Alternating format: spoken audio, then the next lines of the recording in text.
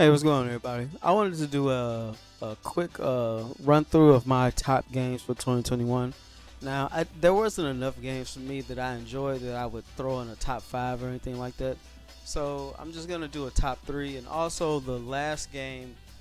I feel like it's getting recognition, but I didn't even know how good it was until I like played through it, and I watched my kids play through it a lot. So people can already guess what that is by looking at the title thumbnails at the top. But number three, we got Guilty Gear Strive coming in at number three. Now, Guilty Gear is a fighting game, 1v1. It's for the PlayStation 4, PlayStation 5, and PC. I got the PC version first, and then the PlayStation 4 version later, because you get the free upgrade for the PlayStation 5. So there was no need to even get the PlayStation 5 version for me.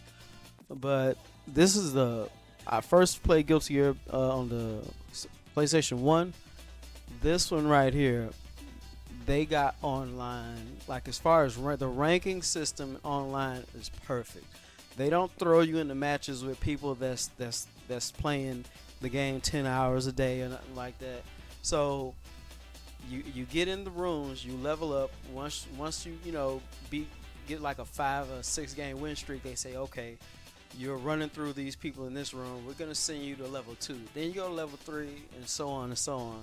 I think the last level is 10, and then you get to what they call the Celestial Temple, which is that's where the really good. You have to be consistently good to even stay in there, because if you don't, you get bounced back down to the room. The artwork is fantastic. The character select choice is pretty small at this time, but they've been coming out with DLC. I'm just gonna wait till they finish coming out with the characters and a new version comes out, and then I'll just probably pick that up. It's usually easier and cheaper that way versus buying new characters one by one as they come out. So yeah, if you haven't picked up Guilty Gear Strive, I would suggest this. A very fun game. The tutorials, it's complex, but the tutorial system, it gets you started. It gets you in there. All right, number two, Resident Evil Village. I am a huge Capcom guy. For the most part, if something labeled Capcom, I'm pretty much buying it at this point. The first Resident Evil, when my stepdad, my stepdad rented it for me. It wasn't even something that I picked out, so I was kind of like forced to play it back in the day, and it was scary as hell. The first time when you see that zombie look up at you, oh man, you're a kid, you by yourself in the room playing this game. So let me get to Village. Village is kind of like a mix between Resident Evil 7 and Resident Evil 4. You're in some European village, and you got these different creatures and sections that you got to go through. So the guy Ethan, his daughter ends up getting, spoiler alert, his daughter ends up getting some voodoo put on her to where he has to go rescue her.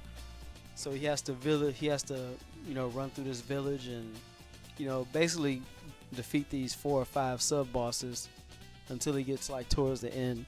But in between the bosses is the most fun. The way they sectioned off each level is way different than the other one.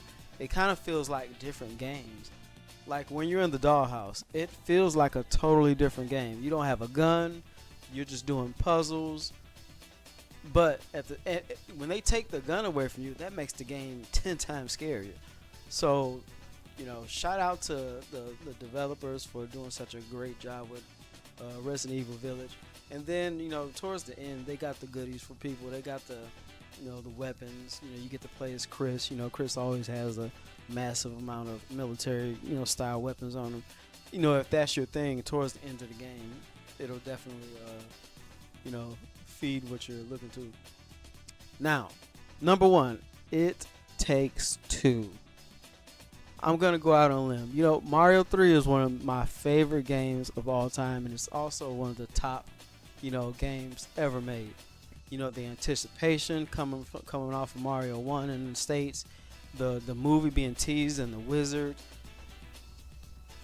It Takes Two is the closest game to Mario 3 that I've experienced. You know, Mario 3, you had these different the levels in Mario 3. You know, you got the ice world, you got big land, little land, you got the sand world, you got water world. It Takes Two, you know, it's just the detail in the level design. It's like Honey, I Shrunk the Kids mixed with Super Mario 3, mixed with the movie Coraline, or some type of, you know, Nightmare Before Christmas type of vibes going on. This was great. And then it forces you to play with somebody. You know, I know that could be a turn off for some people. You know, everybody doesn't have somebody to play the game with, but you know, at least I want to say they give you like a friend pass to, if somebody doesn't want to buy the game, you can like play it with them or something like that. So that's a plus.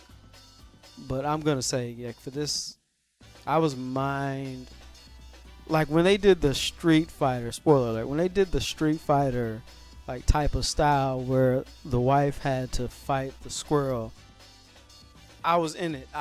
Once I seen that part, I was like, okay, I'm gonna pay super close attention to this game. I'm gonna play it, you know, a few hours. You know, I was splitting time between my kids playing it and then me playing it with them, and then me watching it and me streaming it. So I got to look at it, I got to play it, I got to experience it 100%. And you know, we just completed it yesterday. I said I wanted to complete it before the year was out, so we completed it on December 30th, 2021, and it was great. It's a great game. I can't say enough about it. Like when it was getting those Game of the Year awards, I was saying, what? I was like, over Resident Evil Village? Nah, no way. But once I started playing, like the attributes that they give you, like the tools to use, like you who knew being a nail and a hammer could be so much fun? Like who knew throwing nails? And like it was just real creative. So yeah, I don't want to make the video too long, but if you haven't checked this game out, you would not be disappointed. I swear. And this is coming from somebody who's been playing video games since they were 5 years old. So that's, you know, I remember the feeling I got when I first played Super Mario Bros. 3. I remember, you know, when I found the warp zone, when I put on that, when I got that panda suit, the Tanuki suit, or whatever it's called, when you turn into stone. Oh my goodness, there were so many. And then the game, they give you content in this game. It keeps going and going. I was like, I just knew the game was fit to be over at least 3 or 4 times, but they was like, nope, it keeps pulling you back in to do more stuff. So yeah, thanks for checking out the video. Make sure y'all like and subscribe. Peace out.